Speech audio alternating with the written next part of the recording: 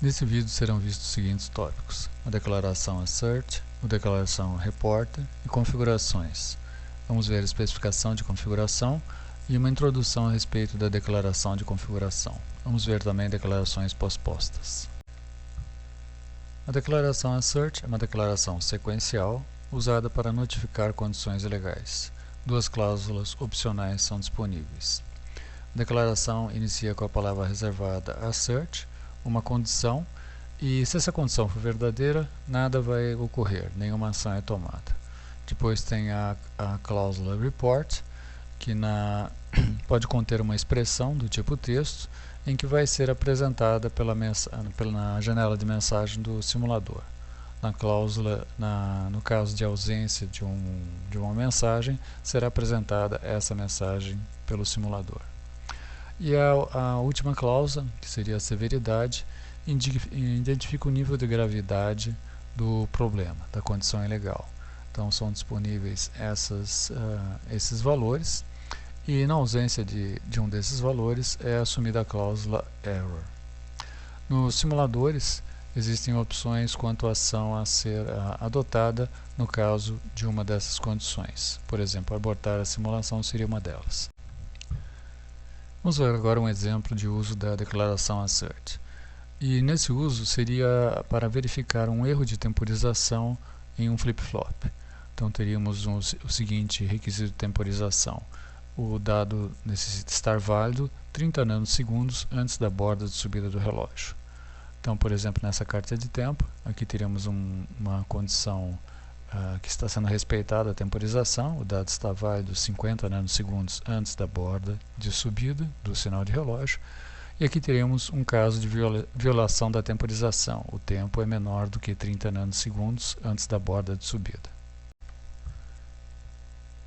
Nessa imagem temos o trecho do código a ser analisado, em que temos aqui um processo que executa a operação equivalente de um flip-flop tipo D. Então detecta uma borda de subida, e se ocorrer essa borda de subida, o sinal da entrada D é transferido para a saída Q. E temos também um processo que vai ser utilizado para verificar a temporização. Esse processo não tem lista de sensibilidade e tem o comando wait, que controla a execução do processo a cada borda de subida do sinal de relógio. Temos também esse atributo que retorna o tempo entre o instante atual e o último evento no sinal D. Nessa carta de tempos temos o retorno do atributo para duas execuções do processo. Nessa execução do processo, o intervalo de tempo entre o instante atual e o último evento corresponde a 50 nanosegundos, e nesse caso corresponde a 25 nanosegundos. Assim, na execução do processo, se o retorno do atributo for maior do que o tempo de 30 nanosegundos definido por essa constante, nada ocorre. Caso contrário, é apresentada uma mensagem de erro. Assim, na execução do código visto na imagem anterior, serão apresentadas as seguintes mensagens. A primeira indicando um erro com o grau de severidade e a mensagem que foi colocada no código. Em seguida, com a indicação do instante onde ocorreu o erro, onde foi detectado o erro. A declaração report é uma declaração sequencial para mensagens. Pode ser empregada em conjunto com a cláusula opcional de severidade. E o formato é muito semelhante ao visto para a declaração assert. Declarações pospostas. Vamos relembrar alguns tópicos vistos na linguagem. Com relação a declarações concorrentes. Na execução de um código contendo declarações concorrentes, uma série de interações são executadas até ser atingido um resultado final. E cada interação é processada no intervalo de tempo delta igual a 0.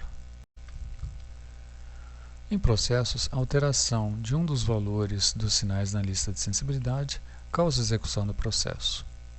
Pospor a execução de uma declaração concorrente, por exemplo aqui pospondo a execução de um processo, condiciona a sua execução ao final das interações pendentes de todo o código. E a avaliação emprega os valores finais no instante atual da simulação. O emprego de declarações pospostas será visto em operações de teste no capítulo 15. Nessa imagem temos exemplos de declarações pospostas. A pospor a execução de um processo, conforme visto, de um procedimento, de uma declaração assert, da transferência de um sinal e de transferências condicionais de um sinal. Configurações. O objetivo é estabelecer o elo entre a solicitação de um componente e uma entidade. O elo é naturalmente estabelecido se o nome do componente solicitado é igual ao nome da entidade. Conforme visto numa arquitetura em que temos uma declaração de componente e solicitações de componente, o elo é naturalmente estabelecido se o nome da entidade for igual ao nome do componente solicitado e será empregado sempre a última arquitetura compilada. Em projetos mais complexos, a entidade pode ter várias arquiteturas, e também o nome do componente solicitado pode ser diferente do nome da entidade. Dessa forma, pode ser necessário alterar os elos das solicitações de componentes e entidades. Para isso, a linguagem dispõe de dois recursos, a especificação de configuração e declaração de configuração. Especificação de configuração. Na especificação de configuração, na arquitetura é definido o elo entre a solicitação do componente e a entidade a ser empregada. Nesse exemplo, o componente foi declarado com o nome ADD. Entretanto, para a solicitação U1, deve ser empregada a arquitetura lenta da entidade soma e para a solicitação U2 deve ser empregada a arquitetura rápida de soma. Assim, deve ser estabelecida uma especificação de configuração definindo o elo entre a solicitação do componente U1 e a arquitetura lenta de soma e a solicitação do componente U2 e a arquitetura rápida de soma. Uma especificação de configuração é composta pela especificação do componente e pela indicação do elo. A especificação do componente, essa primeira parte, contém uma lista de rótulos e o nome do componente. A lista de rótulos pode conter um ou mais rótulos, por exemplo, um ou dois, e as palavras reservadas all e others, esses dois casos. E cada rótulo representa a solicitação de um componente declarado. A segunda parte da especificação de configuração associa o nome do componente a uma entidade. A associação identifica a biblioteca em que a entidade está armazenada, o nome da entidade e a arquitetura. Permite também definir mapas de genérico e também mapas de interface. Vamos ver agora um exemplo completo de uma especificação de configuração. Vamos supor uma entidade com 3 arquiteturas, uma denominada lenta, uma denominada típica e outra denominada rápida. Temos agora uma entidade em cuja arquitetura serão feitas solicitações de componentes, e esses componentes foram declarados com o nome ADD e ADDX. Para a solicitação do componente 1 ADD, será estabelecida uma associação com a entidade soma, e como não foi definida a arquitetura, será utilizada a última arquitetura compilada. E com a solicitação do componente U2 ADD, será estabelecido um elo com a arquitetura lenta da entidade soma. Para a solicitação U3 do componente ADX, será estabelecido um elo com a arquitetura típica da entidade soma e foi definido também um mapa de interface. Declaração de configuração. A declaração de configuração não é realizada no interior de uma arquitetura. Ela é estabelecida posteriormente em uma outra unidade de projeto. Recordando as unidades de projetos vistas, nós já vimos a declaração de entidade, uma arquitetura, declaração de pacote e corpo de pacote. E a declaração de configuração também é uma unidade de projeto e deve ser compilada. A declaração de configuração define também o elo entre a solicitação de um componente e a entidade.